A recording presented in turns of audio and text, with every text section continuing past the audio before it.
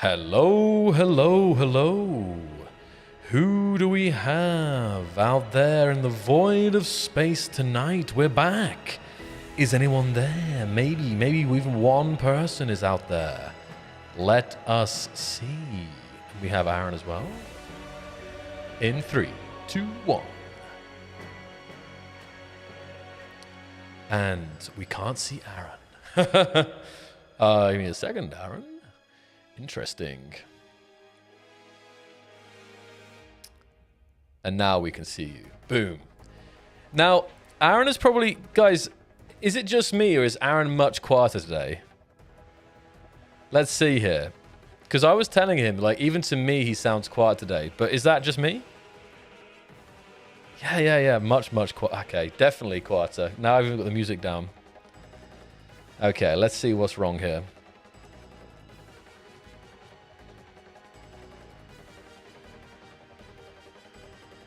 I have one idea. I'm going to mute you here. And are you louder here? I've not touched anything. Not broke anything. Soundable? Hold on. Now, can you guys hear Aaron now? On stream from Aaron.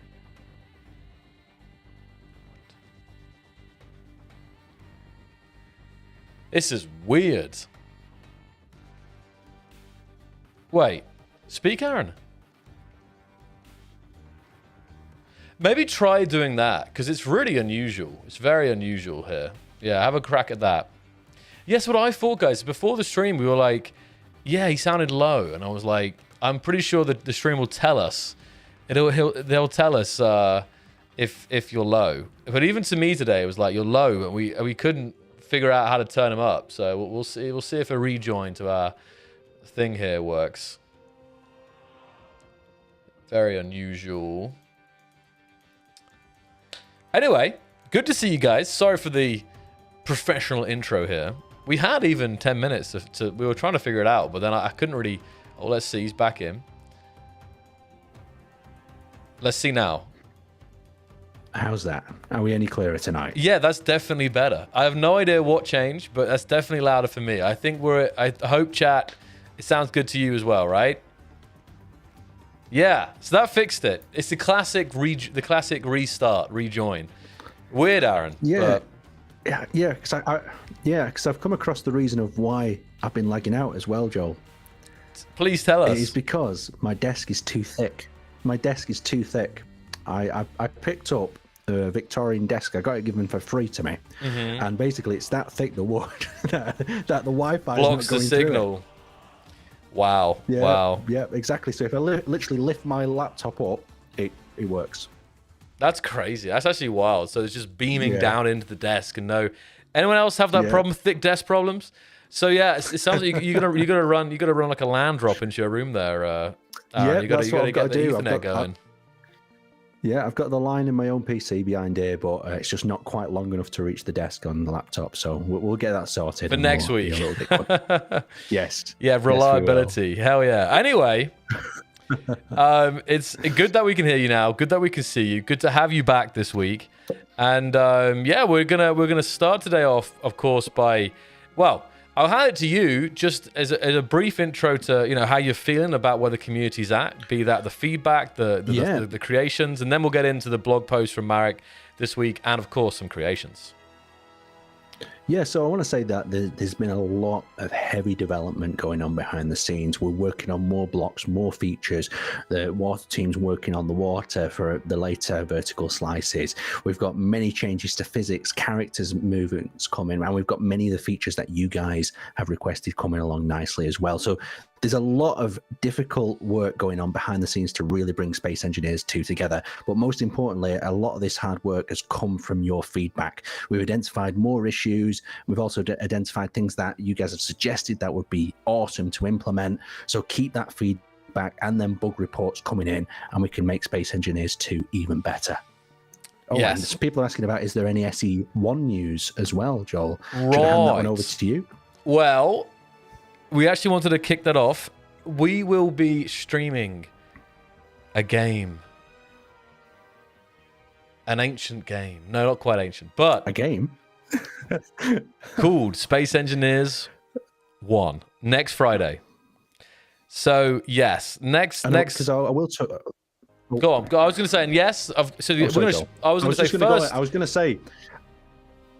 Oh, we're all back and forth here. So just the fact we'll be streaming next week, but of course, we do get closer to 206, and there's been some nice teasers recently, and we'll have a nice teaser for you next week. So tune in to next week's stream.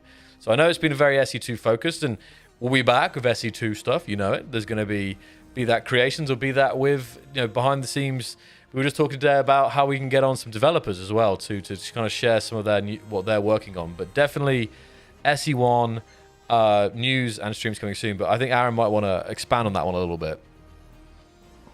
Yeah, because I was going to expand on this, just say that, yes, there's a lot going on behind the scenes for Space Engineers 2, but there's also a lot of development going on for Space Engineers 1. With the new update for it coming just around the corner, we've already seen some of the teases, but some of the things they've got planned in this update are really damn cool. And the blocks, the textures, bubbles, yeah, they are going to bring some of these interior environments to life. Hopefully you just don't fall in a vat of anything. Let's just say that. Hey. Xanthium's asking about 50 centimeter windows, Aaron. I wonder, this is. So I think this is for SE2, so smaller windows. I know this is, obviously next. Yeah. Go ahead, Aaron. Well, what I can say about this is that we have noticed that the community are requesting smaller windows. One of the biggest difficulties with smaller windows is making them look really nice, because you end up with this Victorian window style effect where there's so many squares with thick outlines on the windows. But we have took that feedback back on board, and who knows for the future. But at the moment in time, with them chunky outer sills, they're not as visually pleasing as the larger windows. But still, provide your feedback, let us know what you guys want, and we can have a look into maybe investigating it in the future. Yeah, for sure. For sure. Let's see here. I think we can also hit some. If you guys have specific questions, I mean, I'm pulling some things in the chat here. We can definitely cover that. We covered SE1 news, but give me. I asked this last week, guys. Please do share. Give me an 01 in the chat, or just a 1. Just type 1 in the chat if you play Space Engineers 1 the last week. And type 2 if you play Space Engineers 2 in the last week. You can also do 1+2 or 1-2 or something if you played both. I'm curious how we've got a nice spread of the players in the chat today. We got 1-1. We got 1-1, 1 and 2, 1-2-2, 1-1, 1-1, 1-2, 1-2, 1-2-2, 1-2, 1-2, 1-1-1. 1-1-1. Sounds like you're doing a mic check or something. Yeah. Testing. 1-2-2. 1-2-3. Galaxy Guy Games has been living in the future, playing Space Engineers 3. Absolutely incredible. They use his time machine to come back to the stream, aren't they? Exactly. Just to tell us, what is SE3 like, guys? Because Marek was saying that SE3 will probably be in the real world.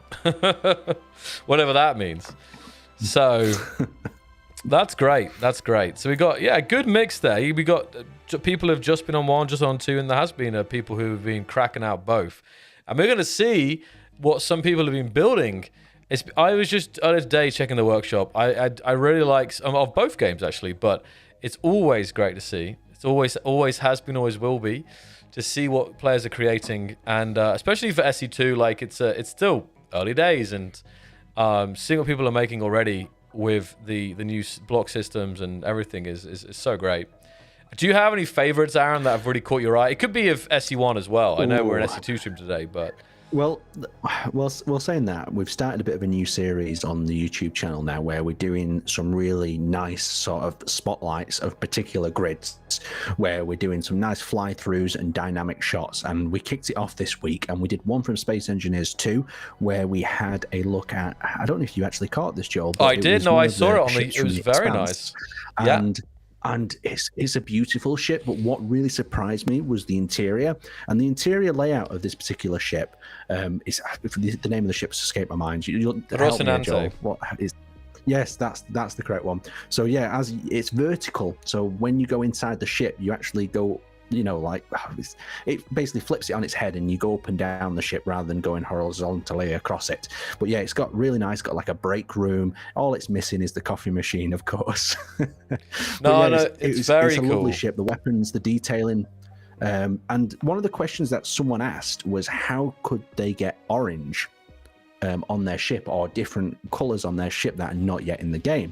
Well, if you actually have a look at some of the Grids on Steam workshops, some of the players have managed to get different colors. So if you import that color palette into your world, you'll be able to access more colors than the palette that's already available. That's a good little sneak peek how there. That was done. That I think it's quite... I saw some people, I saw a workshop build that was like a color palette in the world, and it was basically like a rainbow, you know, like of all kinds of different colors that you can just go up and select. So that's definitely a good trick that players are using already. And if you have seen that, guys, get a grid from SE1, use the importer tool, put it in SE2, and you're good to go. Because it's already there. That's the main thing. Like, SE2 does have the custom colors. If we just don't have the UI for it ready yet, and we don't have like the, you know, Marek's already touched on it. There will be, you know, custom palettes as well that you can save and so on like this. So painting will definitely get even better. And you can already get colors by using this by using this one trick, you know. So that's definitely good to see. Because Aaron, it's interesting. I've watched the video, both of them, very nicely done. I skimmed over some of the comments, but did you see a lot of people saying, "Oh, how do they get orange?" and stuff like that? Did you see people wondering about it? Yes, I did. Yes, so that was one of the main sort of questions on that, as well as like how some of the angles were built and how the ship was constructed. But yeah, so the main tip, just like you said there, Joel, was if you import a grid from Space Engineers 1 to Space Engineers 2 with the color from the first game, then you have that color as well. So that's kind of like a bit of an inside secret. Well, the more you learn, guys, the more you learn. Yeah, aware of that. But on the Space Engineers 1 front, we had a look at a beautiful carrier. And this carrier was complete with fighters and transport. Nice. It had a fully decked out interior. And I was saying this, I don't know if you've realized this, Joel, as well. It's when you jump between the two games, it's like, oh, I'm playing something totally different here. And I try and stick blocks in Space Engineers 1 together that can't be stuck together. And then there's gaps between things. I'm like, oh, well, I could solve that in Space Engineers 2. So yeah, it's a bit of back and forth, and it's still just remembering which controls are different in each game, but still really exciting to be able to play both side by side. No, 100%. And actually, I'm just going on to this now. There is definitely a difference that you can see. You'd hope so, right? And it's not to take away from SE1 and what is being done there, but man, are we in for a treat with SE2 and the capabilities. And also that video, the dam flooding video went live, and we saw that some weeks ago. We shared it, but yes. A lot of people hadn't seen it before, so that was pretty cool to see reactions of. Yeah, so remember, if you are subscribed to the newsletter, you will get these sneak peeks. And this particular one was hidden unlisted unless you had access to the newsletter.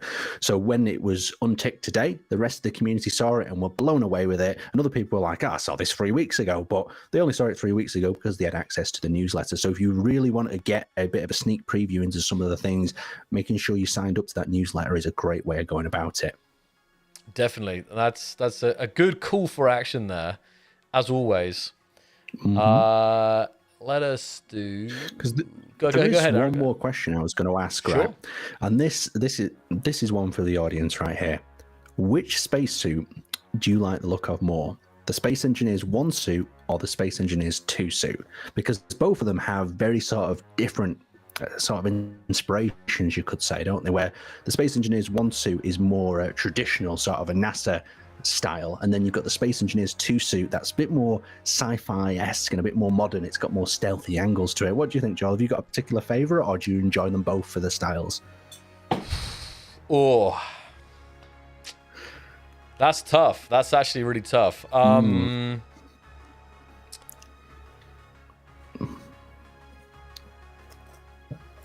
I'm thinking. We're getting a few SE2 suits in the chat. Yeah, guys, let us know. Because the one thing, as soon as I... For me, there's as soon as I saw... Go ahead. Oh, go on, Joel. No, it's fine. No, I was going to say, as soon as I saw the SE2 suit, the one thing I realized, I don't know if you guys have realized, is that there isn't like like the little thing where it's like a pit boy, not a pit boy. You know what I'm talking about. The Fallout wrist thing. They've not got a wrist where they interact with the new suits. Like must be integrated into the hood or something. That's what I imagined in my head. But he didn't have that little bracelet on their arm. What go on, Joel? No, I was just gonna say for me, like I still have nostalgia about SE1 suit for sure, but I think with the times and stuff, I think I would just love to see I would love to see different, suit variants and things to change in the suit. Oh, like imagine if the visor, the see-through visor, like for example, I think it would be cool if there was this kind of not retro, but imagine if it was bright reflective gold, for example. Like the visor itself. It's interesting you say that. It's interesting you say that because the most popular suits in space. Because at the moment I'm working on a video where I want to show you guys all the suits that we've released over time, and the most popular suits that we've actually released are reflective or glow in the dark suits for some reason. They seem to be the most popular. The most blingy suits are the ones that are the most popular, for sure. Yeah, I mean my favorite suits, SE1. Next gen, the neon suit. I always like the camo suit as well. I like the camo, because I always like getting the whole gang together in military attire. Get the camo going. So more emissives. Because I think some of the best suits are the glow in the dark ones, but at the same time, the ghillie suit is actually quite a fun and surprising one as well. Usually a bit of stealth there, hiding in them bushes. It covers up all your reflective tabs because a lot of people don't realize the little reflective tabs on your suit can really give you away in the dark as well. So if you're thinking about stealthy, or if you want to be stealthy, neon is not the best. Suit for the job. Yeah. Well, I'm curious if you guys camouflage suit's actually pretty good. No, it is. I love that one. I'm just curious if you guys, how many of you guys are still out there either collecting skins and recycling them, or more of you now just if you want a skin, you'll go to the trading and you'll some of the pieces, most of the suits are pretty low price now. I haven't checked for a while. I remember people were selling the Pharaoh and the neon skin for $50 a piece. It was 250. I think it was $250 or something like that at some point for the full collection. If you wanted every 8 piece, it was it was something like that. I'm talking 5 or 6 years ago. It was nuts to get that stuff. But I think the prices have come way down as people obviously more and more recently find the stuff So go ahead. Yeah, the most expensive suit part I found recently, I think, was £2.50 or whatever the regional equivalent is that. So it's not super expensive, but I mean, this still, it's always interesting, isn't it, when there's a mini market of sorts on these suits, because the way the suits spawn, I don't know if I should say anything like this, but that you can't get them constantly, and there's not really a way of cheating the suits. So you've got to put some time into the game to get the suits out of it. And at the same time, the rare spawns are really quite rare. So the chance of getting one of them, it's like suit fishing. A bit. You're just waiting and hoping that something nice pops up. Interesting. I mean, I like the prisoner suit as well. I'm trying to think what else other ones. I like the veteran is also pretty good, right? The best suit. The veteran suit is the best suit. Yeah. Some people made a lot of money. Yeah, definitely. Say, Roni's saying that someone made $500 selling skins in SE. A side hustle. Baller out here. Well, I know that particular individual happens to have every single skin in the game. So, yeah, they're like skin ballers out there. So, never quite got to the level of, CSGO skins. But anyway, so we're going to go through some of the news here, guys. There's a blog post from Marek. This one isn't particularly long this week. It's up and down. But I didn't want to cover it. So let's go over it. Destruction improved a lot. Not just the fracturing system on blocks, but now you can use a debug gun to destroy voxels. Coming in the next update, VS 1.2. A level of polish we're doing for SE2 is really amazing, and it already feels so good to do things in the game to get satisfaction from the environment. So, as you can see, we have a new debug gun as well. That well, right now there isn't a model.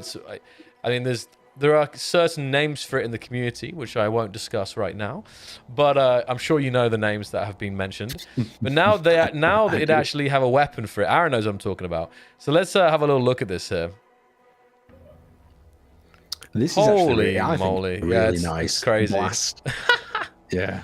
And of course, it's a debug gun. You've got to remember it's a debug gun. So the idea of this is it's just to show the effect. And, you know, the debug gun already does super amount of damage. It's not really accurate to what a pistol is, but it shows how quickly you can tear apart an asteroid and show that voxel deformation as well. And as well as that nice little impact and puff of smoke. So you can only imagine when some sort of massive artillery cannon opens up in the future and what sort of devastation it'll leave behind it. Also, the glow from the explosion is like, you can see that it comes back to the lighting of V-Rage 3 and SE2. Mm-hmm. Like, you see the way that the lighting bounces off and around the cave. Like, Aaron, like you must remember some explosions in SE1. You're underground, it's pitch black, and the explosion goes off, and like you have like I don't know, like it obviously brightens things up, but like not in this way. Like, I don't know how to describe it, but this looks like a real freaking fireball, like, going through the asteroid. The glow sort of expands, doesn't it? And you can see how it's hidden behind, you know, the edges better. Because in SE1, one of the things was there was, like, pretty big sort of white blast. Like, it would just kind of white out an area. Where this, you can see the sort of glow expand out from that sort of point of explosion, you could say. But even how the smoke, because the other thing is, it's important that there's enough smoke and enough explosion to cover the change in the voxel as well. So there's like a fine balancing act, you know, of hiding that voxel transformation as well. But the glow is lovely. It really makes it scary. I can imagine being chased through a tunnel and these explosions are going off. It's going to be so good. Yeah. Super cinematic. All right, I see some things in the chat here. Day one asking for interactive highlight toggle. Is this for SE2 now, Severs? Make the controls for SE2. Bipolar 5150. Aaron, what can you say about controls in SE2? Now, we've recently added a couple of things that are highly aggressive, but that's not the end, is it? When it comes to controls. No, so the controls are still being looked at, and they're still being adjusted and tweaked. And on top of that, we are looking into a key bindings in the future as well. Of course, we've sorted the mouse sensitivity and so invert axis options as well. But keyboard remapping will be out there in the future. But I don't have a date for it at the moment because there's a lot of different things that need to happen before that gets integrated. But yeah, I understand and I can feel one of the biggest challenges is transferring all the years of muscle memory from SE1 to SE2. And when I first transferred it across, I was like, oh, my fingers are just not used to this. But if you give yourself some time and the longer you build, you realize that the control layout, of course, if you're left-handed or, you know, there's some situations where you definitely need to remap controls, but holding shift, the fine placement movement, there's a lot of sort of new iterations of control that really help you out as well. But yeah, keybinds is something for the future, guys, so don't panic. Yeah, and that's really key. So there will be more options for that. I totally understand everyone talking about it. I think the ones we added, I mean, you guys are forgetting. Aaron recently made the best video for space engineers of all time. Aaron, you know what I'm talking about? The best video? Yes, the video. Which one are you talking about? And Marek, back me up here. That recovering the invert axis. Do you know what I'm talking about? This the most detailed video exactly ever of See? Mouse sensitivity options. Took him a second there. You know what? That was an impeccable video. And when that was set out, it was like, oh, are we going to do a video to cover this? I was like, yeah, we can do a video to cover this. But I know it made Marek chuckle. The video came up. There was some kind of memes about it for sure. But I think it didn't take very long to make, and I mean, if anything, it was just like, hey, this is there now because it was on release. It was a hot topic, so. Yeah. What we're trying to do is cover everything in a video form, just because people don't always want to read the text. So if we can visualize it for them, it's just quick and instant to them. So as funny as it sounds to make one on something like that, a lot of people clicked on it going, oh, well, we've got this feature now. And that's their main source of information. So if we can visualize it, we'll try our best to do so. So carrying on, guys, what we've got here. So our sound guy, Lukash, did amazing work on the new and reworked sounds, and you haven't heard them yet, but absolutely amazing idle sounds for blocks. And yeah, these are going to be big just in the backgrounds here. And definitely also coming in 1.2, and it's not going to be that long. I mean, I happen to know the date-ish. Rough time of 1.2. We're not going to say it today, are we, Aaron? Because, you know, we're still obviously working through some things, but it's not going to be that long. Hopefully you guys will see this, you know, see these things move quickly here. Yeah, see, I understand now, Joel, when you say this, when I used to watch these streams and you say it's not too far away, and you really want, like we really want to tell you, like, but the most important thing is we just need to remain calm and say, like, it's around the corner, just in case there's any complications. Keep calm and carry on, exactly. Or there's anything, yeah, because the things we've seen, it's so cool, isn't it, Joel? Like, it's just around the corner, guys. Just be patient. Yeah. I mean, some of these are going to be small updates, and obviously we're working towards the bigger updates, the modding update, the VS2, but these are still going to have some very, very nice kind of iterative improvements on the existing features, as well as a few more nice new things as well. So I was just covering the sounds here. There's some nice sounds here, which is you guys will hear. There is already some nice sounds, but this is going to be a very big deal here, so keep an eye out for this. Now we come back to the target-based gyro, and this is done, and it will be available in 1.2. It's a new way of controlling the rotation of your ships, where you point the cursor and the ship rotates there. It's much more pleasant than the old way.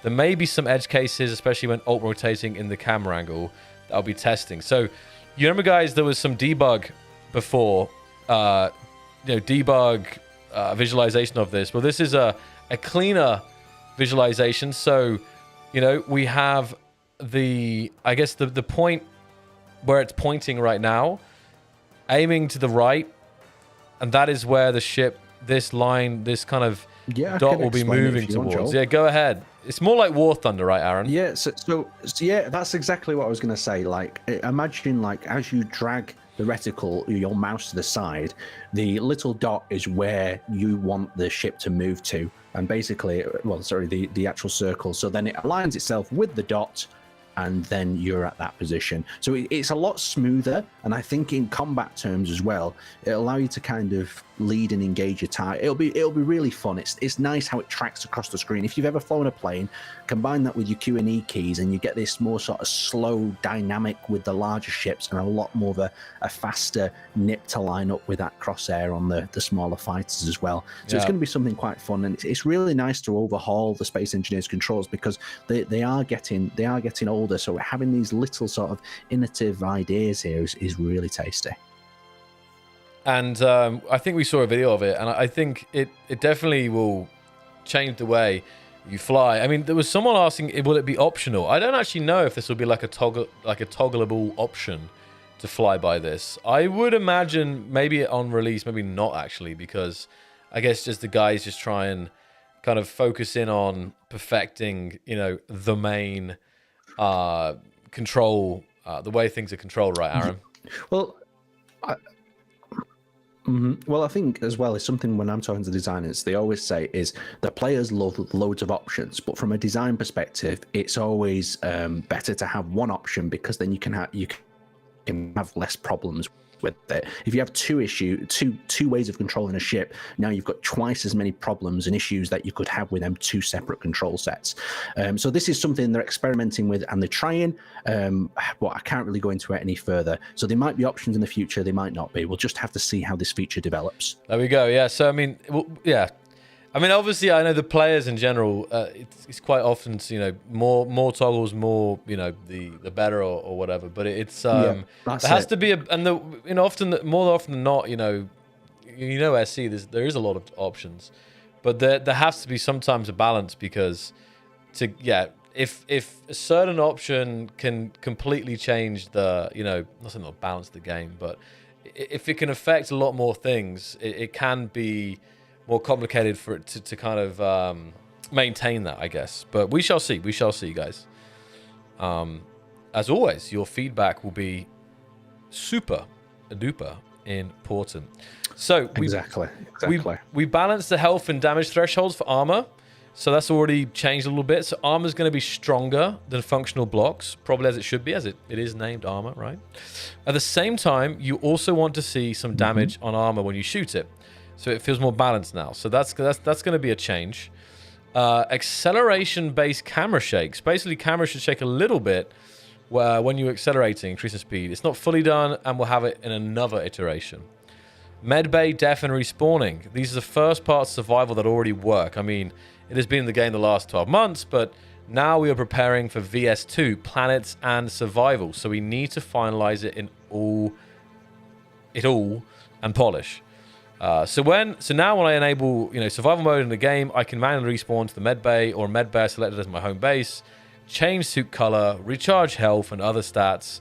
And when I die, my backpack floats away. So all stuff that you guys are familiar with in SE1, some of that has been in the game already for a while, but now it's being polished and prepared for VS2. So there we go, VS2 mentioned. We also have the first-person mode and camera position rotation without unwanted offset done. This will be interesting as well. I think there was a demo of this as well in a previous blog. So you can look around the character in first person, and it's just the camera rotating around, no more parallax effect. This is so correct. So I think you kind of have to see that to probably better understand that. But I'm pretty sure we shared that, right, exactly. Aaron? Yeah, so you'll notice that when you're really close to a block, you'll notice just how that block sits next to you in frame. So when we do have this, if you go up closely to a block, you'll see it. You'll work it out. It's something hard to explain, but you physically feel it. It feels better on the screen, and your eyes don't kind of whip back and forth, so to say. But it's one of them you have to experience to feel it. For sure. But guys, there's a big thing. Next Thursday, we are starting weekly updates. This is a new thing. Oh, yes. But it's basically similar to what we were doing with the weekly Patchmas that some of you will remember. There's one difference. We will be focusing only on adding new blocks with limited or no functionality, in brackets temporary. It's a way to keep new content flowing to the game between our bigger updates, vertical slices. So, for all the veterans out there, the OGs, the 2013ers, the 2014ers, the 2015ers, I guess it stopped I think it stopped in 2017, weekly updates. I could be wrong. It was going for some time. I think it was around then. It was some hype, though, and then weekly updates. I remember each week I'd tune in, see what was going on, and be like, yes, what have we got? So, yeah, bring that hype back.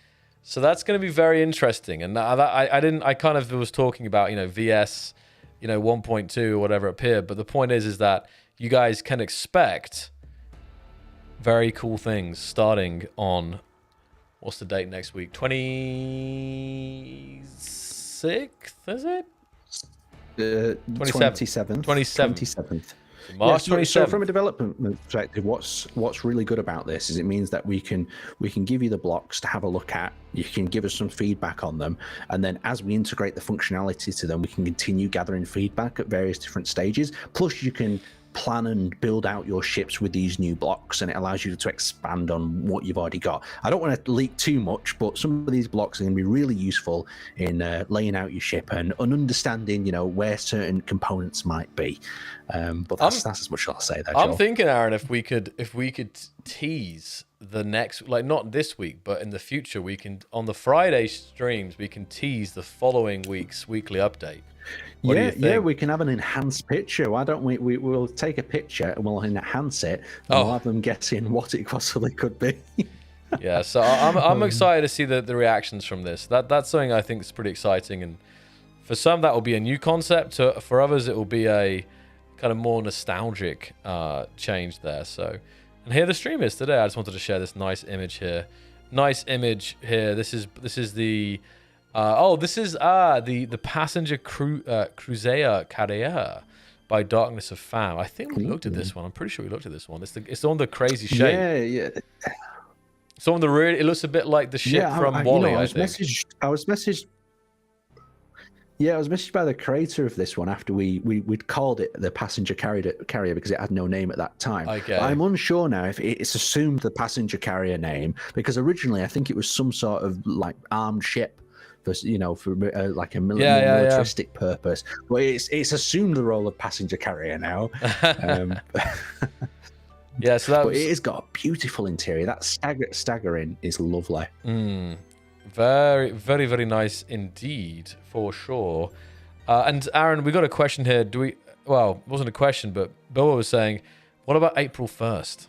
We should have prepped something for that. Oh, you know what? I've had so many mad ideas, but the thing is, with all these mad ideas, that like you're gonna go to the team and say, "Hey guys, we've got this mad idea for April 1st, but I'm going to take you off developing other things to try and do a mad idea." I don't know if they'd be happy about that. Like one mad idea. I'll tell you my mad idea. Go on, share some mad ideas. So the Clan Cola thing, right? Right. We've got Clan Cola in game. Yeah. You can hit activation on the Clan Cola, and it launched itself into the air like a thruster. I think that would be like, like you open it plays a can opening noise and just goes, just launches off. I think we only ever had one April Fools and Space Engineers, and it was way back before multiplayer. You probably remember, Aaron. Yeah. And I forget what you had to do, but basically, engineers the fun music would play. There's this stupid fun music, which is like in my head cursed because of Roni, but still, like it's like I can't even sing it. No, I can't. How does it go? This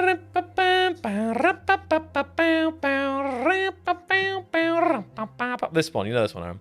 I think that was a really good sort of imagination of it. That sounded just like it. I had to remember the melody there. So anyway, this one, that was playing, and engineers was anyone in the chat like present for when that was a thing? I'm pretty sure it was like 2014 April Fools, because multiplayer wasn't even out yet. Does that make sense? No, I thought it was. I'm so confused. Didn't we have a goat astronaut or something at one point? Or am I thinking? I think you're thinking of Goat Simulator. I think. No, because maybe it was Medieval Engineers where we had a goat as in was that an April Fool's thing, or am I just imagining? I feel like I'm imagining this, but instead of the head of the astronaut, it had a goat head or like a deer head. Oh no! You know what? I'm going to send that one to the chat because I'm not sure about that. Chat, is that a thing? Sorry, I'm trying to load up the game right now, but it didn't load the first time for some reason. It was a deer, I think. Was that a thing? I'm just trying to think of some other. I thought there was. I thought we only needed one. Like... And Halloween for some reason. Maybe it was a mod. Oh, the game is loaded now. For some reason, Aaron, today I feel like our delay is more significant. I feel like I'm talking to you from the US or something. Is it? I know. Don't worry about it too much. I think I wouldn't worry. It's just I've noticed it's like it's like more than usual, but I don't know. It's okay. It's just funny. So maybe there was two. Well, I'm going to be plugged in next week, so we should crisp. Maybe there was two April Fools then. The deer head I vaguely remember. I thought that was a mod or something. Maybe it was a mod. But I think in general, April Fools, unless it's something like really just fun and it's not gonna. I think players. I don't know when this kind of like what's the meme? It's like silence brand. Like when like a brand is trying to do like getting on the April Fool's joke. It can be kind of cringe, So I've got it. You got it now. Got it. You remembered. Right, yeah. Right. So at the press event, we had an amazing idea to dual wield welders for the April Fools, so you could weld up twice the speed. Yeah, but there was also a dual wielding option for welder in one hand and grinder in the other. So when you weld and grind at the same time, it does nothing to the block. I love it. That's perfect. That would be it. Let's go for it. I don't know, but dual wielding all the tools would be cool, wouldn't it? Or even dual wielded pistols or flare guns or drills. Then yeah, let's do that. I tell you though, even though it wasn't an April Fool's joke, I feel like Cyberhounds, in a way, was the biggest April Fool's joke the community ever got. That was not even April Fool's joke, though, was it? No, it wasn't. That's what I'm trying to say. It wasn't April Fool's, but Yeah. it like could have been, because it was just so. One day, people were living their lives out there peacefully, and then suddenly, they woke up on their servers and their bases were just like completely gone, just like devoured by hounds. So I feel like that was probably the closest we got to an April, like in recent, more I say recent years. That was probably the last, thing that was pretty radical. I feel like. But Aaron, we're in this world right now, and there we go. This is from last week, and we saw some of these before, and some of these we looked pictures of. Really, I mean, all of these are stunning ships. We covered these last week, and I kind of had them all parked up in the hangar. We also looked at this amazing Warhammer 40k throne room, which I do recommend checking the VOD if you guys missed that last week. So we're gonna take a look at some new builds this week. And actually, I guess what I'll do is, just so I can fit them, I guess I will delete these builds. But we got through, like, I think half the builds last week, so we can have a look. But I think what I'll do is, as well here, I'm also going to open up the workshop and see what you guys have been doing. So let's go. G. It's a lovely hangar. It's a lovely hangar, this, though. It's the best. It is the best for this kind of showcase stuff. So this right here, Aaron, is the most popular vessels. And as you can see, we have the Expanse up there as well, even above the Keen ship right there. The Yellow Jacket we looked at, I think, and this was the party ship, which I've covered a couple times. Very nice work here. And I'm just going to have a quick scroll down, and I'll probably subscribe to some in a second, but I just want to see what we've got up here. This is on our list to look at already. We've seen the Scarab. Oh, the UNSC Infinity. Okay, the Executive Shuttle we looked at last week. That was really cool, Aaron. That was a nice one. Oh, I'm gonna have to rewatch the last stream. And just have a little quick blast through. I think you might have to. Yeah, it's worth it.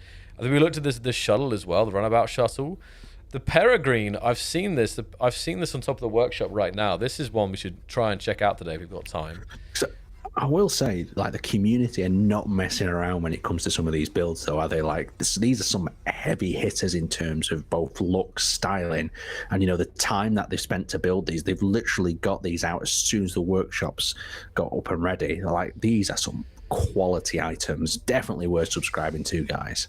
Yeah, massive respect to all these builders. The Thrasher looks pretty wild here. The Thrasher Corvette, that looks nice as well. Look at this. This tank, guys. Curious to see this. It's kind of in the dark, but this is interesting. Got mine. Okay, scrolling down. Have you the Mayflower? Have you had a chance to see some of these armor pallets? Have you seen some of these armor pallets? Yeah, I haven't opened them up, but there was one just up here. Armor pallet. This was one here. Yeah. Let me just explain to the community a little bit as well what these are. Is that these armor pallets, right?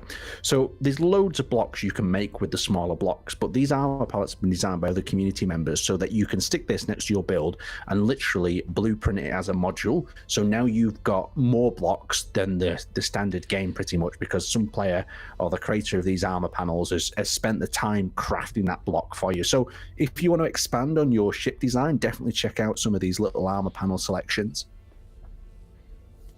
I mean, these are crazy. Look at this. Like, look at what you've got there. I think probably my mouth's offset, right? So I'll use this. So look at this. These are shapes. The galleon. Yeah, I saw the galleon there. So yeah, these are shapes that you can just put on your toolbar and just act like blocks and then just place them down. I mean, this is ODST Conway has gone ahead and real MVP right now.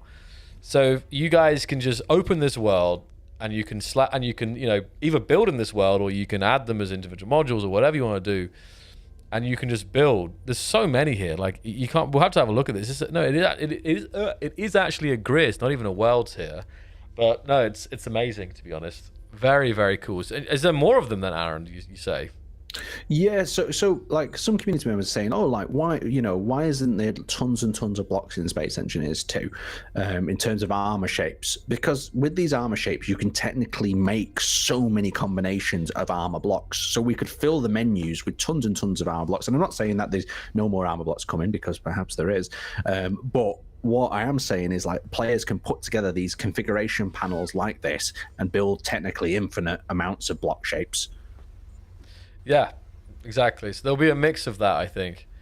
And Aaron, have you seen Phoenix Knight remade, the Henry reimagined? Did you catch this yet?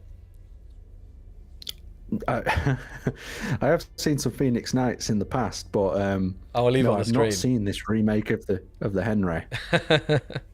Because my Henry, he's just not uploaded to the workshop just yet. Like, I've built him and I'm quite comfortable with how he's looking, and I've had a few experimentations. Oh, look at that decorative catwalk, things like that. I don't know why. The more industrial and random it is, the more it pulls me towards. Oh, look, there is a Henry reimagined up there. Yeah, there it is. Oh, that's really sweet. That's a lovely picture as well. Is it a big Henry or a small one?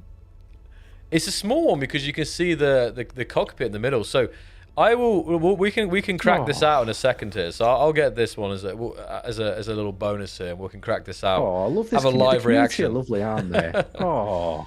Yeah. No, it's just so lovely that someone's took the time to, like, configure and build that together. Like, so much appreciation for that. And, like, that, I mean, that series is years and years old. So 10 yeah, years. massive respect to More than Phoenix Knights for building that. Yeah. Oh yeah, like literally, like, it's brought, like, butterflies to my heart. It feels like a really heartfelt gesture. Yeah. Someone building that shit. Yeah. So there's some more. Yeah, I mean, the coloring as well. They've got.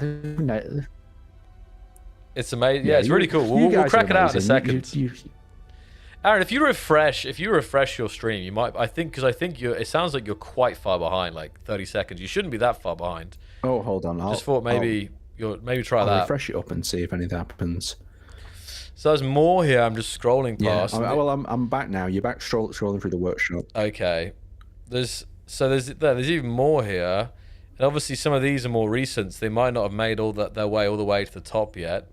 But yeah, a lot of modules. This is just I saw this pack, I think. Bolt W's Greeble pack here. Luxurious asteroid home. I'm curious. Okay, I said I wouldn't subscribe to any yet, but I'm going to do some. Right, now I also want to have a quick look at the worlds. It's intriguing, isn't it? See what people have got on worlds as well. But go ahead, Aaron. I was just gonna say, like, it's so, like, when I start looking through the workshop items, I get so intrigued, and then 10 minutes later, I've subscribed to like 20 items that I'm going through and like, oh, this is lovely. This is really nice.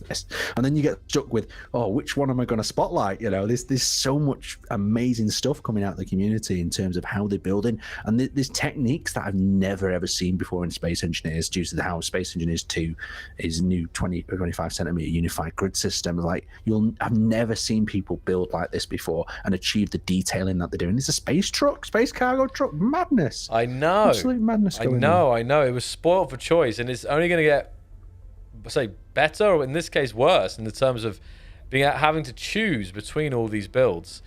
The image is taking a while to load here, but I was hoping it might, because this, maybe, I wonder if it's been a custom. I'm surprised it's not loading. Did you just look at the little thumbnail here, Aaron? It's a little bit like that. I think it's built by a different creator here, but it's called Helpful Build Things. And it hasn't got a ton of subscribers right now, but you can see that it's got loads of armor blocks, and then it has all these different colors for you can use. So it's very, very interesting here that people have these worlds set up like this. I am looking forward to seeing. It's really nice to see, isn't it? Yeah. People just like making the whole stuff. idea of community members building bits for other community members. I mean, that's really embracing this whole idea of module construction. And like a skilled builder taking the time to compile some components for a builder who's new to the game, because there'll be a lot of new players who join Space Engineers 2 over time, and these sort of blocks or pre-configured modules will be so handy for them when they're coming in. Because if I don't know if when you first came in, Joel, you saw all the community members building these amazing ships and different things happening, and I was like, oh, I can't build anything as good as this. So having some pre-built modules and some things where they work on and hone their skills is lovely. It's nice to see the community supporting each other like that. Yeah, they're going mad already. I'm actually just trying to load up some stuff, and I realized I was getting this first error I've seen. It's like unable to load it and then disappears. I wonder if that's because it was like last week. I have to see here. So I'm curious. I'm just a little bit of a test. It could have been changed on the... Or it changed in the workshop. That's also true. If it's Let me been find updated. that. Here we go. Yeah, passage preview. So I think it was just like... No, interesting. It says failed to load. Well, let's hope that's just for these and not for everything. Let me try and add this luxurious asteroid home. We have more to look at here, and I want to load... Oh, it's going to take a second. I think this is working.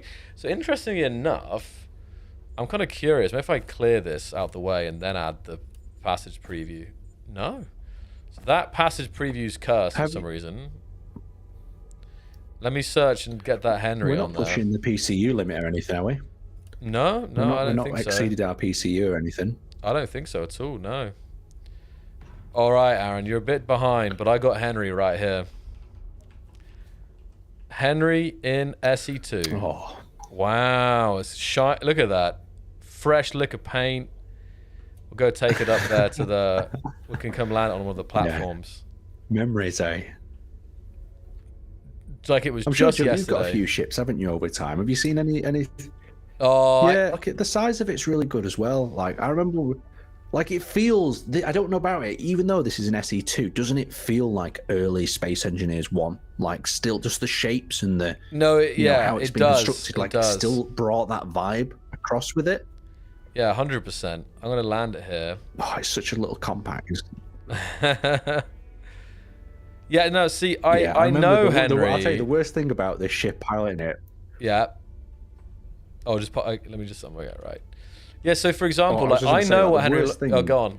The delay is so bad today. So go ahead, Aaron. Oh, sorry. I don't know what's going on. I know. I was literally gonna say, like, the worst thing about piloting this ship was when you opened up with the Gatling guns, you literally blinded yourself. Yes, and that was a mistake that I've never made in another ship design at this point. Right next to the cockpit. But back to you. Sorry for that. We need to sort this delay out. No, it's fine. It was just, again, it's just coincidence, I think. It must be something today, because it's not normally like this. We never normally have this many problems, but it's okay. But with the lighting, Aaron, like, it's looking very nice. You got the navigation lights on either side here. It's fresh. It's very fresh. So shout out to Phoenix Knight.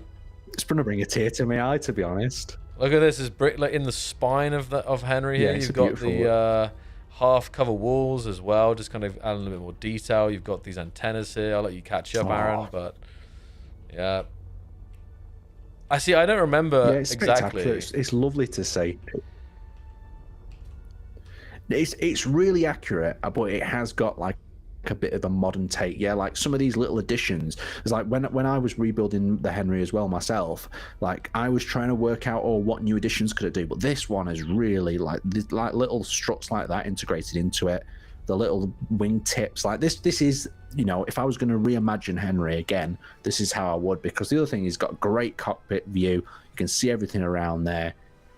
Yeah, it's really lovely to see it reimagined. The engines look giant as well, don't they? They're massive, yeah. Huge. But the thing is, now, even if you wanted to, you could stick the even bigger engines on this. There's no limitation to just using these small engines.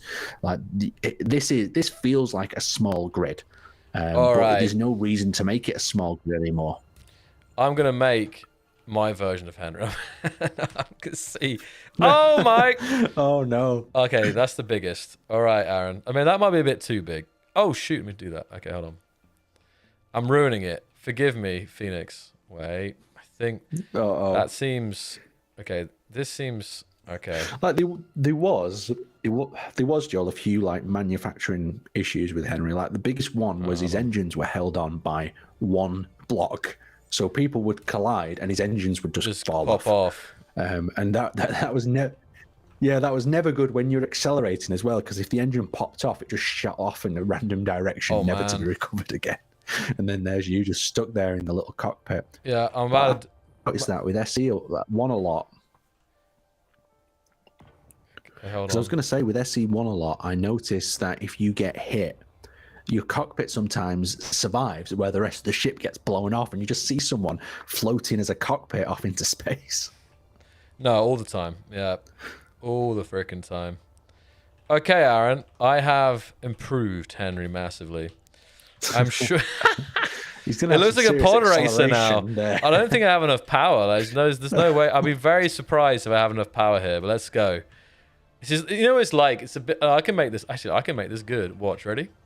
I'm very skillful. Give me just a second. A little bit more effort. Let's just say this is a hyperspace ring for Henry. And then there's gonna be no problems, you know? Like, you know, a bit like episode 2 when Obi-Wan's docking up. So... Yeah, I get you. All right, I want this. I always thought with them though, it's like, somebody just go and nick them. Like, you know, if you parked them out in space, wouldn't someone just nick your hyper ring? Yeah, that is definitely. I'm sure it's happened as well. Right, hold on. Give me just a second here, guys. I had symmetry mode on. I know symmetry mode is something that players are still somewhat struggling with, just because, you know, I know there needs to be improvements there. That. So I can't tell if I'm having that right now, or if I'm just having user error. Hold on, but it's not going to be quite enough. So I'm gonna have to do this, right? It's heavy armor as well. That was a mistake. Hold on. That's gonna be all right. Thick. It's gonna be very heavy. Yeah. Heavy duty. And actually, I mean, obviously I'm fully sealed on here, but now, I could change to like the 0.5. Hold on. And connect it. Boom. Easy. There we go. Henry with a hyperspace ring. It's like a bit of added protection. Oh, shoot. That's very fast. It's like having a bump ring. I'm not going to find my way back. Acceleration? All right. Let's just watch this here. You guys ready? All right, Henry. 3, 2, 1. Punch it.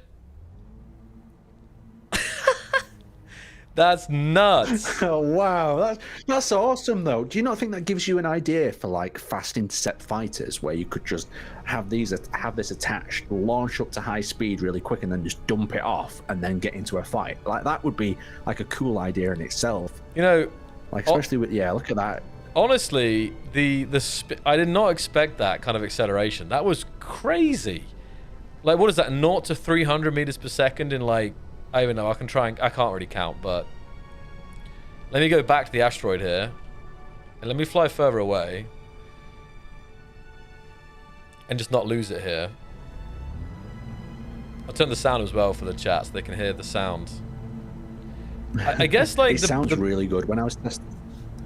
No, I guess the power requirements aren't like really there yet because I have no problem right now. Okay, go ahead, Aaron.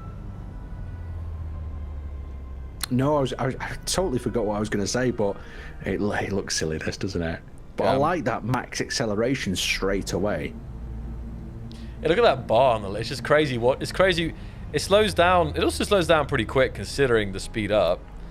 But it's just... I've never seen an SE2 that bar shoot up to 300 so quickly. Wow. Henry, like with a boost pack like that, though. It's like NOS. Look at this. This is wild. And it's got so much forward momentum. I can just steer around the asteroid. Oh, it's actually hard. I need more gyroscopes here. The G's that is being pulled right now is just off the charts. This is weird. All right. Sorry, Aaron. I am like, this is. I'm not sure if Henry's ever been. No need to apologize. Put to such rigorous. I mean, for a ship that's over 10 years old, you know. I mean, you put in a junker, you know, you just put like a big engine in a junker, aren't you? No wonder. You know, it'd be mad though, like if you could put that much power into a ship that you'd rip blocks off. I know that's a bit out of scope of things, but like I feel like the little trestles that are holding them engines bays on just wouldn't keep up with this force. No, that is true. It's a lot of forces being. Oh, I'm trying to stop actually right now, but. Yeah. See, this was always an issue with Henry, as it was like he was a very drifty ship because he only had some small engines on the side. So he did tend to drift into a lot of things. A lot of people blame my bad piloting, but no, it was just a lack of thrust.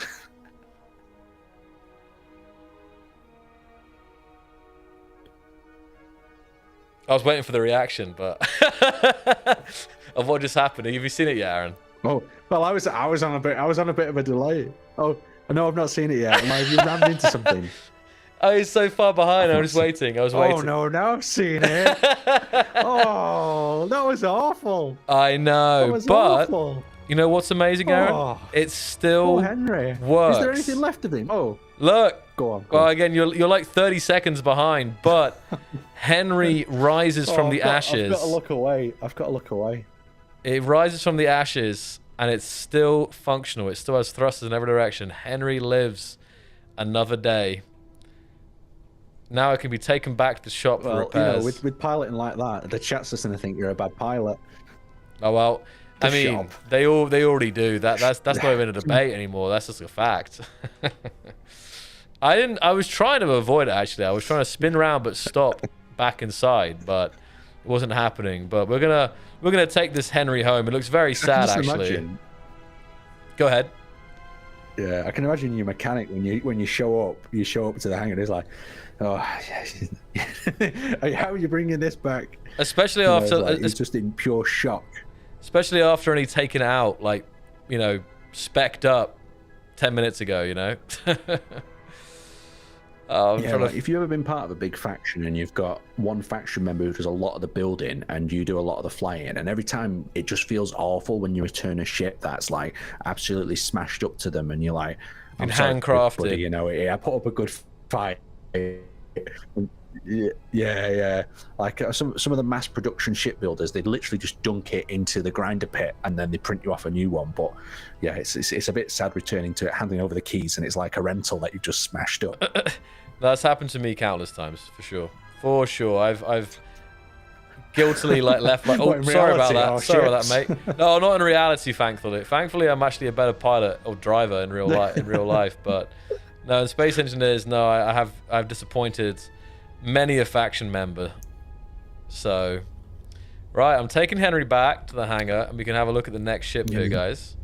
We will display Henry proudly, survivor of the great hyperring test, 21st of March, 21:25. There it is. You know, at least, Joel, Yeah. you know what? Like, at least we've came up with an idea for economy there, ship insurance, where you get your ship back if you spend a load of credits or something. Some sort of ship insurance. Yeah, no, that would be useful if there was some kind of like way, you know, if there was a station and you could just go get it printed out again without, if you had the, you know, the insurance, the coverage, right? But then of course your premiums would go up.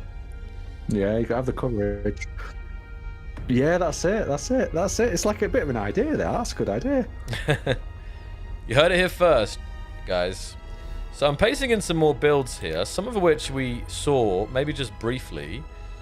This is the Interceptor here. We looked at this one briefly one week, I think.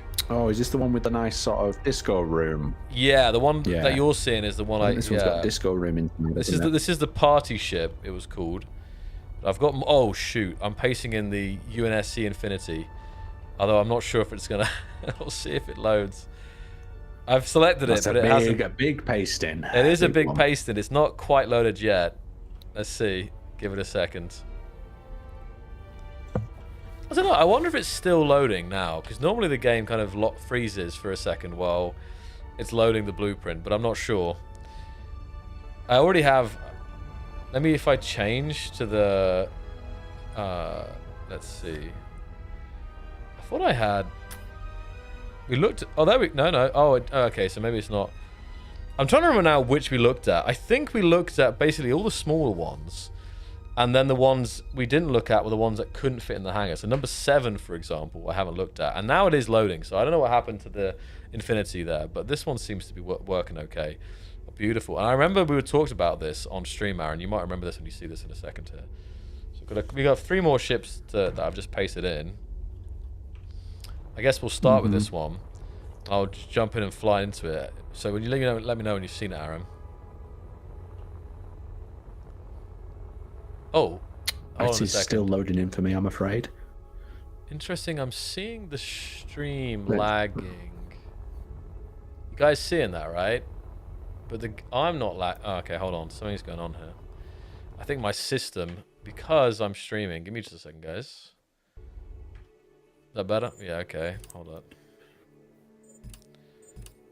Right. It's all them ships he's downloading. It's got tons of ships. Yeah, gigabytes no. and gigabytes of ships.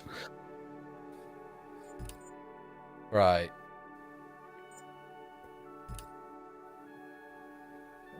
Okay. Is it working? Have you found a solution? I'm just trying to. I'm trying to turn down to 1080p right now, because I was not on 1080p, and I'm just trying to. But it wants me to restart. Oh no, it's okay. Oh, that's better now. Now it'll work better. Oh, that's way better. Yes, smoother, and because I was at like 99% GPU usage, so it was causing problems a little bit. But now we're good. Look at this, guys. Wow. So I'm gonna get inside and try and see if I can move out the shadow. Hell yeah. Do you remember this one, Aaron, when we were looking at it on the images? Fine looking craft there, yeah. Yeah, it's something, isn't it? When you look at an image and then it comes to reality, it's like, oh yeah. Hell yeah. It is very, very nice. I mean, I want to just, like, we have, like, the thruster section here. Always love that part of a ship, especially in SE2. Nice glows down the side. Yeah. We have the windows there. I tell you, like, just immediately stunning. You can kind of look out the windows as well. It's the lighting though as well, isn't it? That the ambient glow, the thrusters. It's just beautiful. I just love how Space Engineers 2 looks. Now I'm running down the cargo area. So this is the Rust freighter, from what I understand. This was in SE1, but it's been reimagined. But it's very nice. Yeah, it has been. It'd be really nice to do a bit of a side-by-side, wouldn't it? It's the same ship in both games. Like, I want to see more of that, side-by-side comparisons. Yeah, even just of like simple things, like simple corridors. And that could be a really great, I think pitch for the official channel is like SE1, and then like a thing comes across the screen, kind of like showing the same in SE2, and you can do that already. Like all these things right here, right? The door we have the catwalks, we have these windows. So in terms of SE2 things, right? We've got the lights. You couldn't place lights like that in SE2 exactly like that. Maybe with corner lights on the edges. Let me see what else. Well, what I was thinking is more you walk down a corridor and you have it split screen half and half, so you can see what it looks like reimagined on one side and you can see what it looked like in SE1 on the other. Yeah. So you can just walk or look at various different parts and you just kind of, have half and half screens, so you kind of get the feeling of how both have been the games. But I'm saying this, I played some Space Engineers 1. And with the high graphic settings, it really does look quite good, especially some of these new blocks that are coming. They are really nicely detailed. Oh, yeah. So both games do look really good. Yes, Space Engineers 2 does look miles better, but still, for the years that Space Engineers 1 has in it, it still looks really nice, especially the grass. The grass looks lovely in Space Engineers 1. No, I mean, it's held up very nicely, and I mean, obviously, one thing is the gameplay and then the new blocks, but visually for sure as well, yeah. Especially in Space Engineers 1. So I feel like part of me feels, what, we've looked at this before, and I'll tell you what it is, Aaron, because we've looked at like this before, this shot. Do you remember the duck? And there's like that little like cube on the bottom. This is a bunk, right? And I specifically remember you commenting on this, and we were talking about how the ladder goes up the stairs and stuff, the ladder to go up. But yeah, now we're actually inside of it. That's the difference here. We've got a little table here, kitchen, look at a little stove. I like the little kitchen segment that's tucked around the side, like that. Yeah. I'm at the kitchen now. Yeah, like they've got like the extractor and stuff. Yeah, and extraction this is all fan. Perfect Yeah, for moduling. Like you could take this and have this as the module. Yeah, just taking this. I think I've seen a kitchen module in the workshop already, which is nice. Got a table here, and again, but there is some ambient sounds in SE2. If I turn the light. There's some kind of rumbles. But imagine when Turn it up, crank it up. Imagine when all these blocks that we're seeing are going to have that as well. The ship will definitely sound more alive as well. Could you go ahead? Like, could you walk past a few of these blocks, Joel, and like imagine the sound for us? Like, make the sound. God. Like, you know, what's that sound going to be like? Oh, can you no, can you're you going to regret visualize this. sound already? So, right. So, here we have the GravGen. We'll see if we're on the same page with these, because you can make a sound and I'll make the sound that's like in my head. What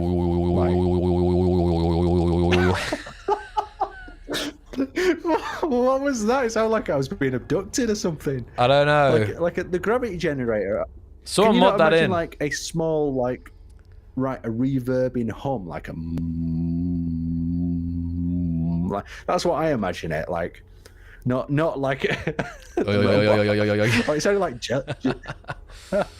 I'm trying to think. Wobbling. What else would it be? Yeah, but it's like, it is wobbling, kind of. Let me think. Anything else with this?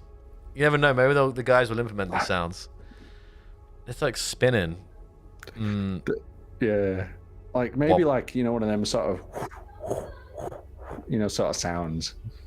Yeah. I think that could, yeah. There's your April Fool's joke. Change the sound to me. Sounds made by me. Yes, exactly. Oh, wait a second. This sound was really good, though. This was the GravGen, sorry. And now we have the gyroscope, which I would hope would be quiet, you know, nicely lubricated there. But, what would you say of the gyroscope? Like, well, can you make the sound of like an unlubricated gyroscope for us? Like, maybe it's got a slight bit of rust in there. What would the gyroscope sound like? I don't even know what that was. Wait. No, wait. Like, why does it sound like trying to pick up something and throw something?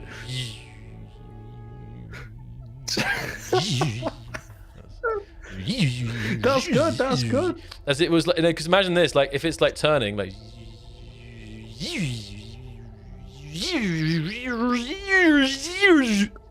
Anyway. That just sounded like it went out of control. Yeah, but seriously, like, because when, like, if you were started making really aggressive turns and stuff, it would, like, you know, that's what I'm imagining. Like, it would start, it would be like, you know, cranking up or something. I don't know what the chat thinks about this. A grease gun for when our gyroscope. Yeah, we need a grease gun for when our gyroscope gets unlubricated. Exactly. You know? Is that the right word? I don't know if that's the right word, but what I just tuned into, exactly. Stevens joined the wrong stream. What is this here? Yeah, we should take our suggestions to the sound designers. Aaron, see what they say. Yeah, definitely. I think these are revolutionary. These sounds. Revolutionary. Right here live. Yeah. Yeah. This is what I logged onto. Yeah. Like a lot of the sounds come from things you don't expect. Yeah. Like, you know, like the things within your world right now, like you could, you know, there could be something vibrating or the sound of a tram going by, you know, like these sounds inspire, you know, the sound designers and whatnot. I'm saying all this now, but then they could just be like, oh, no, Aaron, I'll whip up this sound in 20 minutes, you know, or that's the sound of my toilet flushing. I think it could be really fun to be a sound designer, because I've seen so many like shows and movies where they show the behind the scenes, the process of making these sounds, which sound, you know, sci-fi or some fantasy sound or whatever, but they come from the weirdest places. Like, one that was interesting for me, it was about Lord of the Rings and the sounds in that. And you know the Nazgul, like the flying, like, evil yeah, I know what you're on about. Yeah, the wraiths like fly. They're donkeys. It's like this. I can't do it, but no, but it blew my mind. It blew my mind because they made this horrible screeching sound in the movie. You know, all the hobbits and everyone's like, like they can't stand it. But obviously they take donkey sounds and they're like modulated and they add like all kinds of crazy effects to them. But I was like, and after 20 years or however, you know, whatever of this series, one of my favorite series of all time, it never crossed my mind of like how that creature's, you know, noise was. And it's just, anyway, so This is another. I remember also Everybody watching for said- Battlestar Galactica. I don't remember exactly the sounds, but I remember seeing some documentaries on some sci-fi. Maybe it was Star Wars as well. You know how they were, creating some of the sounds. Yeah, So- the sounds are all out there. Everything from just winding down your car window to, I'm trying to think of like some really weird ones that I've heard, because I know they did a lot of this in like Star Wars movies and other things.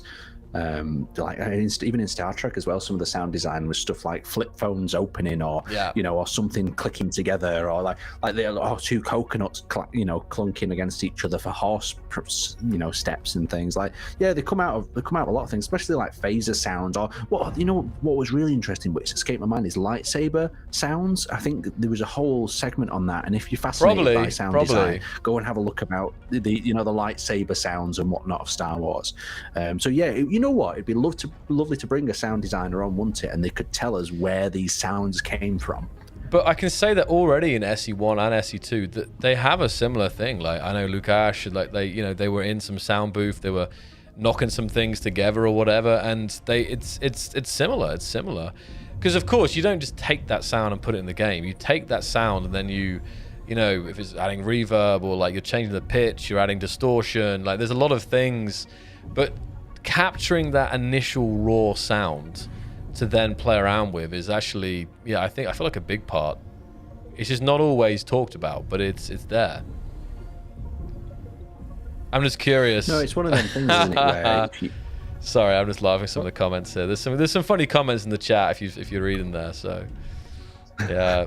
Yeah, I had a bit of a read, but there was a facial expression I think that they should definitely capture of yours on this one when you were making your strange donkey sound before. Oh no, please. But yeah, it's nice though to spend a little bit of time like this to appreciate the sound, because this is one of them small things that can be overlooked. The sound design can be overlooked in a game, and it's so important to get right because it helps immerse you within the experience itself. If the sounds don't feel right, and there was always that hot debate in Space Engineers 1, weren't there, Joel, about the realistic sound, you mean?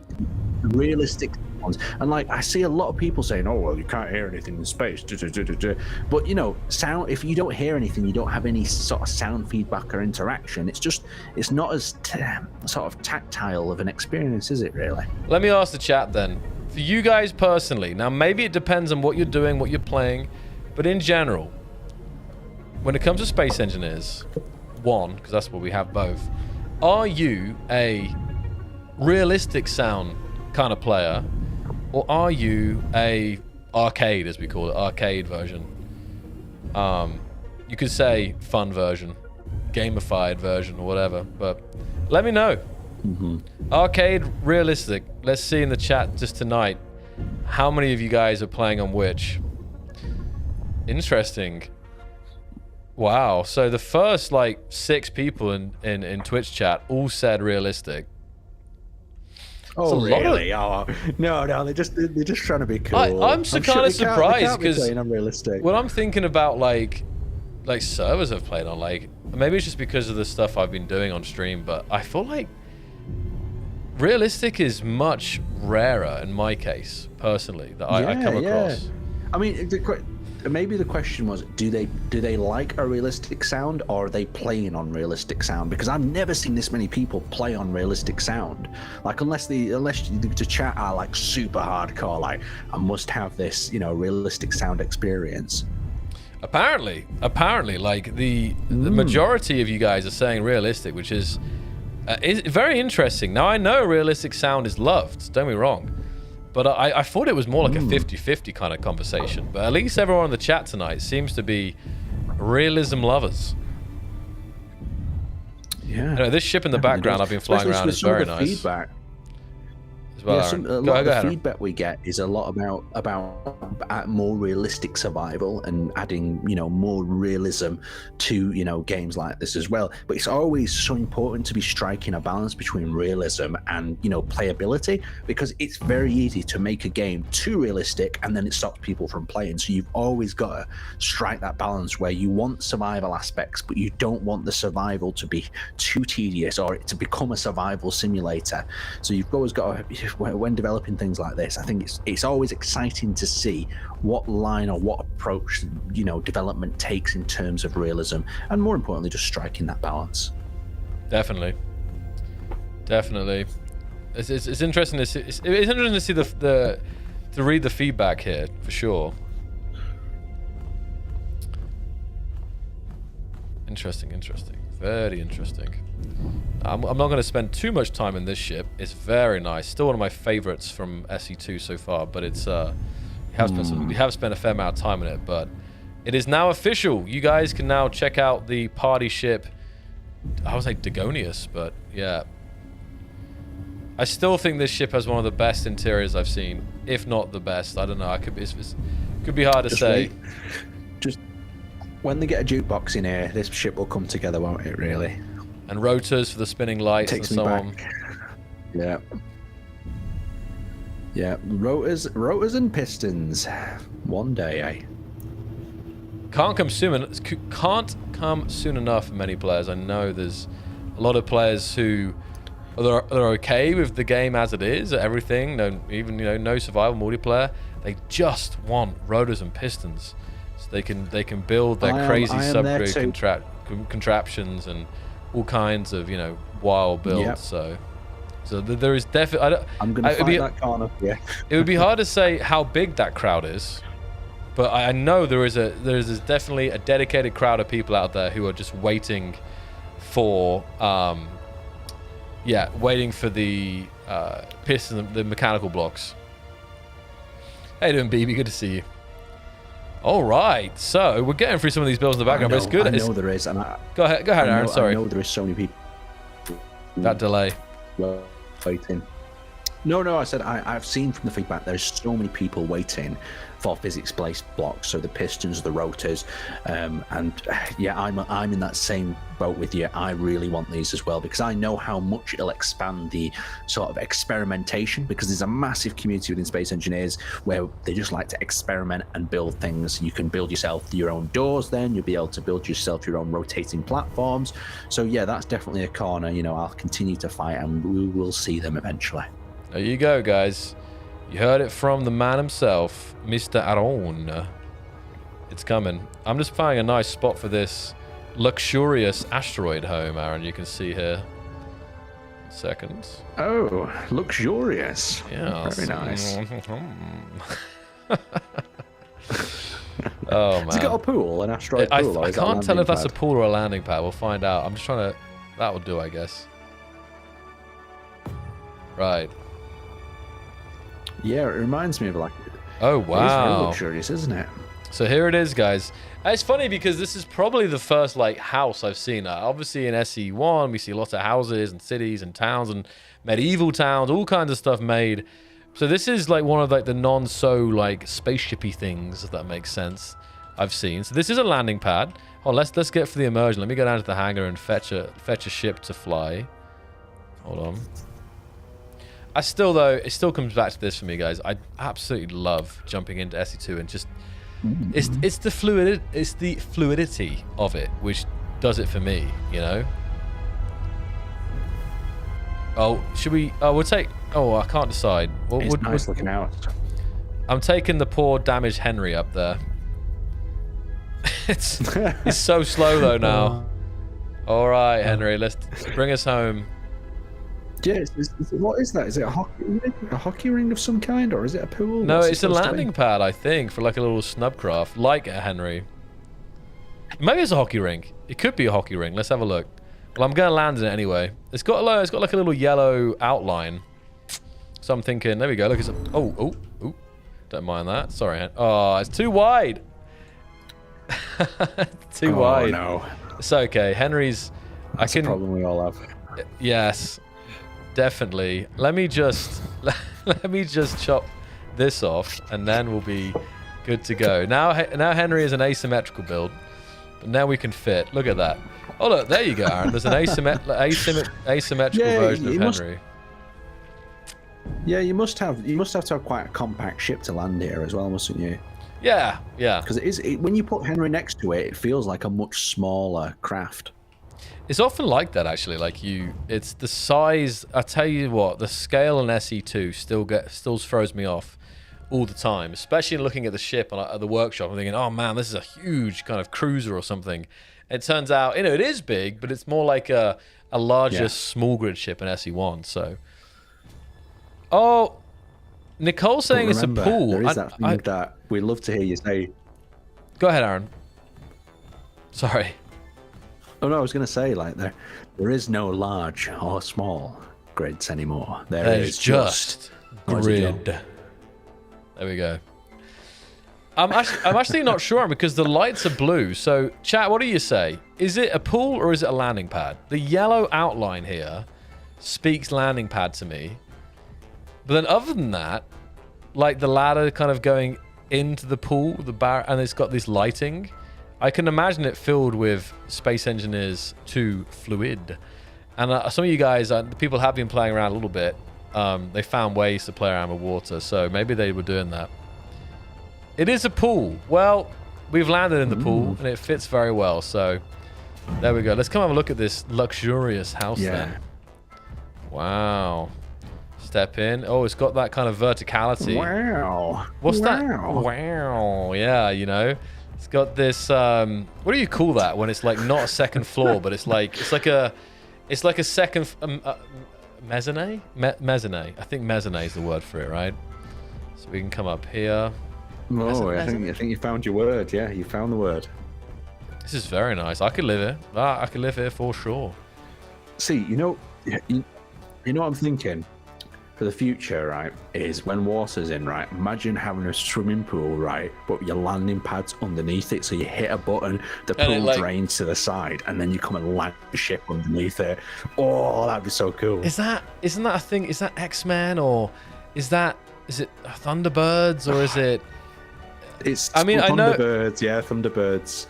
I know in also The Incredibles, the first one, like the underwater base there is draining and stuff, but I swear there's like a specific show or movie where it's like underneath the pool. You think it's Thunderbirds? Yeah, I think it's Thunderbirds. Is it Thunderbird 1 that launches out the pool? I don't know. The chat might know better than me. I've not watched Thunderbird. Star Driver's saying Incredibles. So that's many I just don't know if that was a pool though. I don't know if that was a swimming pool. That was like a body of water. Yeah, I'm just thinking like. Yeah, BB's saying Thunderbirds. All right. If I'm thinking the right one from Incredibles, because the Incredible one is the pool flips over so the car can drive across it. Is it? In the Incredibles. Oh, I'm not sure. Ooh. Or am I thinking the wrong thing here? Everyone's saying Thunderbirds is the pool. Thunderbird Puppet Time. That was like my favorite. Yeah. Yeah, it was I love the trees as well, how the trees folded down for Thunderbird 2 on the runway. Like that's just a fun idea. Oh man, yeah, so true. Yes, you're right. Yeah. It's all coming back now. It's come flooding back, the memories. White's asking a question, is SE2 going to come to console? And the answer is most likely. I mean, it's not something, you know, as say, like, it's the goal. It's the goal, White, because of course, as always, to bring to as many platforms as possible. The main reason that it is on PC and on Steam right now is for fast iteration. It's a lot easier to iterate and build out a game, especially as kind of fresh as Space Engineers 2. When it's one platform, but also Steam is very, it's much less, it's much easier to publish. There's less kind of checks and stuff that have to be made. And you guys, without going into it, you guys know what I'm talking about a little bit. So, yeah. Well, we're saying that, Joel, we do have one person who is working on or looking at the capabilities of moving it to different platforms as well. So it's not like nothing's happening there at all. We do have someone looking into it and also making That's a good point, actually. Progress on that as well. That's a good point. Yeah, we have a dedicated team member who has experience of porting games, and they're already working on the port, in a sense, of Space Engineers. So just to stay ahead of the game, right, so that we can release the consoles of our platforms, you know, with minimal hurdles, I'll say. So So But yeah, it is a big challenge though launching anything on console though. There is lots of limitations, obviously with the system hardware as well on consoles as well. And as the devs will say that are developing SE1, that it is a challenge pushing some of the updates to console. They've got lots of different limitations and expectations of what you can publish and some of the technology as well, and making sure that the older consoles can still handle some of the bigger. It's hard to explain, but it's a tough one to make it work perfectly for all these consoles with sort of out of date sort of specs and systems as well. Yeah. So it's again, that's always the main case. Is not just the team, like, doesn't want to or cannot. It's more about just when we have resources and we're trying to get this going to a state that we all want it to be at as quick as possible. It's just kind of the part of that focusing in on that there, and it just means that I think when it hits other platforms eventually, it's going to be in a much it is in a good state. There's lots of cool things you can do, right? But it's going to be in a very cool place, I think. So yeah, I'm looking at another nice ship here, Aaron. We actually looked at this, I'm pretty sure, like day one when Workshop released, but I didn't spend that much time in it. But it's very nice, very unusual. It's massive. It's got a super kind of panoramic, because like if I look at that, I don't even see any bars. Not such good visibility left and right, but like up and down is crazy. It reminds me of one I've seen from a movie, but I can't remember it. It's the one where there's the lady in with orange hair, and they've got to go to Mars or something. It looks like one of the sort of shuttle vehicles that's in that. I know that was a horrible description. Chat, help me out. Wait. Has it got Bruce Willis in? Yeah, I think that's the one I'm thinking of. I think if you tell me, I'll be like, yes. Lady with orange hair, and I think they go to Mars or something. Yeah. Fifth Element? It looks like some of the little police and thingy shuttles that they've got on that. Fifth Element. Yeah, Fifth Element. Yeah, that's it. Yeah. Yeah. Yeah, it does actually look kind of fleecy. There's a lot of sci-fi that have these big glass panoramic cockpits. Is that the sort of thing where you can see a lot? No, but I think if this had flashing red and blue lights, I think it would look like a little police, like zipping through a city, like a complete city that's imagine like a proper planet-wide city. These things would be going around patrolling. I can see that. Very nice. All right. So we will start to head towards wrapping up today's stream. And I will be looking at a few more builds here. And again, if Aaron, if there's anything else we wanted to really discuss today and tell the community about, now would be a great time for it. But if not, we can just continue looking at some more of these builds. Okay. Well, I can do a lovely little bit of a wrap-up speech here. Okay. So the first thing I'd like to say to the community is thank you for providing all the bugs, the feedback information, and if you do run into any issues, we do have our support sort of area open up, so you can jump on there, provide your feedback, provide the bugs that you found, and then we can get to fixing them as well. So that's the big thing. Also, if you're interested in the latest news, we have the newsletter. Some of the news in the newsletter does come out at least a week or two early, so you're going to be getting things ahead of schedule right there. You can also tune into our other social media where we're always trying to post the latest and greatest and some sneak previews. Like for instance, today we dropped the water footage that was available early in the the newsletter. So have a bit of a good explore of our socials, and more importantly, it'll help you keep track of where Space Engineers 2 is up to in development. Back over to you, Joel. Wow. Beautifully put. I mean, what else is there for me to say? I mean, Lone's asking about SE1, so just another reminder for those who joined late, we'll be doing an SE1 stream next week. It's been 84 years since we did an SE1 stream. No, but it has been over 3 months, I think. It's been actually over, because if 3 months would have been December 21st, and I think we were all on holiday break at that point. So it was a couple weeks before that because we had the SE2 reveal on the 17th or 19th of December. So it has been over 3 months since we did an SE1 stream on the official channel here. So we definitely will be... Oh man, this is stunning.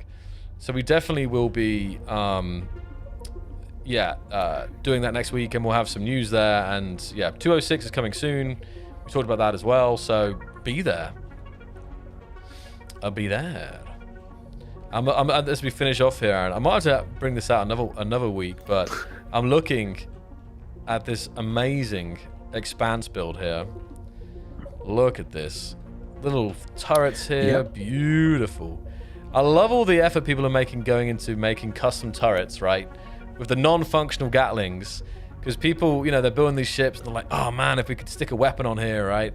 So there's been some very, very, very, very, very nice custom turrets and a lot of builds. This is amazing.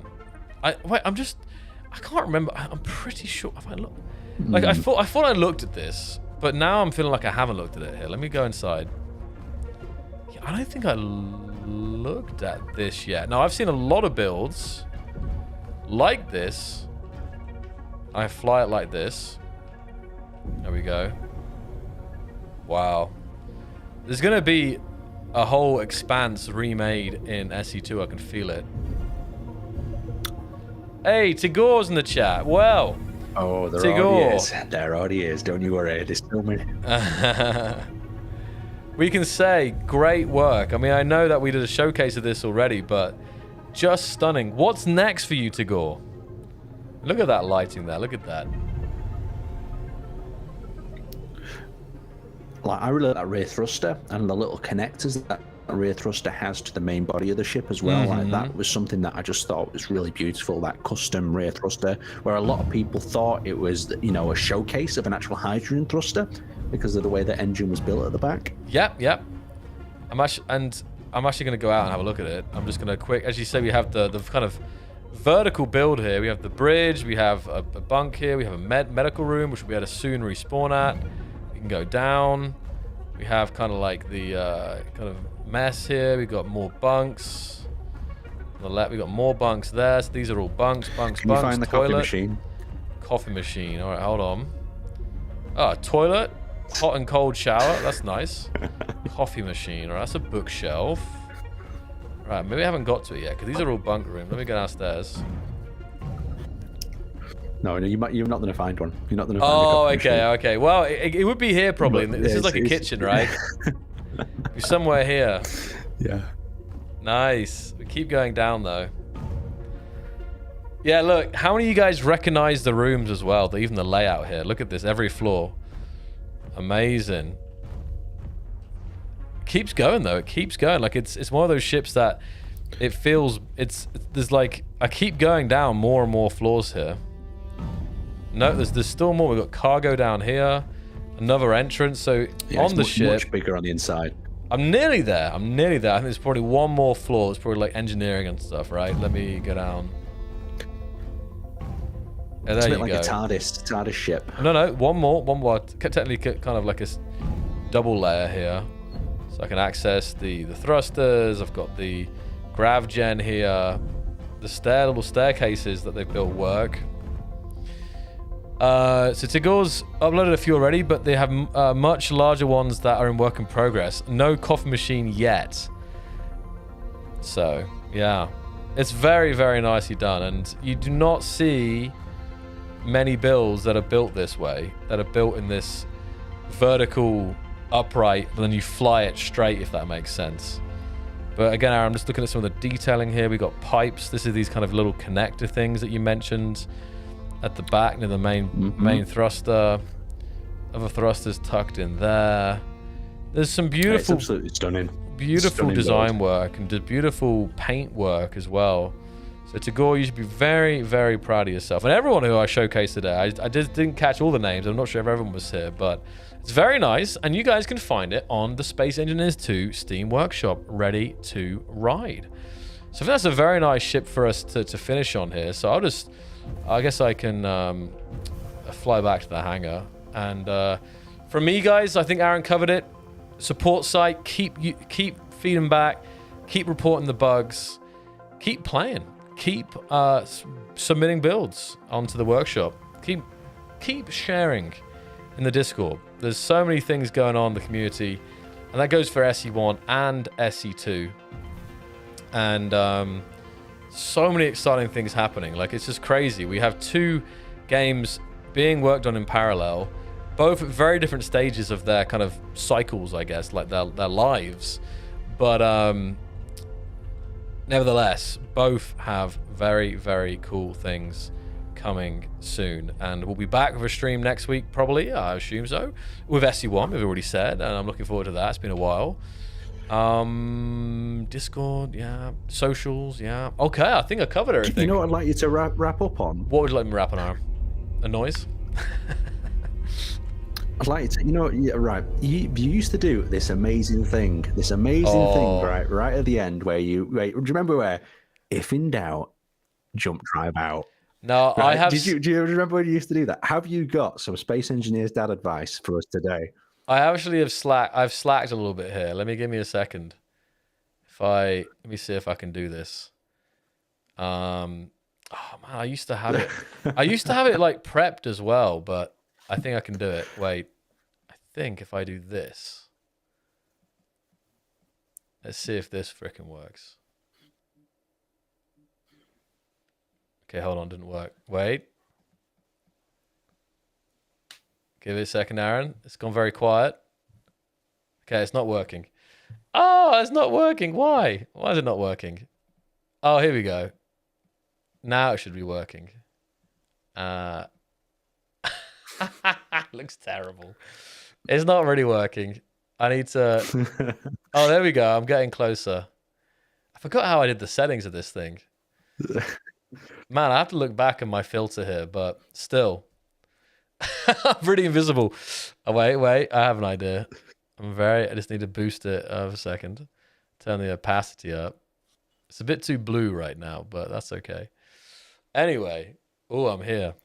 So, that's all for this week, guys. If you're interested in the full list of things going on, join the Discord. Sign up for the newsletter. Be involved in the community. We'll see you guys very soon. Aaron, have a great weekend as well, mate. And we'll be back next week. More stuff. Weekly updates coming next week as well, guys. So very exciting things. So if in doubt, a jump drive out. And next week we'll have the filter ready to go for full immersion. All right, guys. Bye-bye. See you later. Ooh, sudden loud music. Perfect.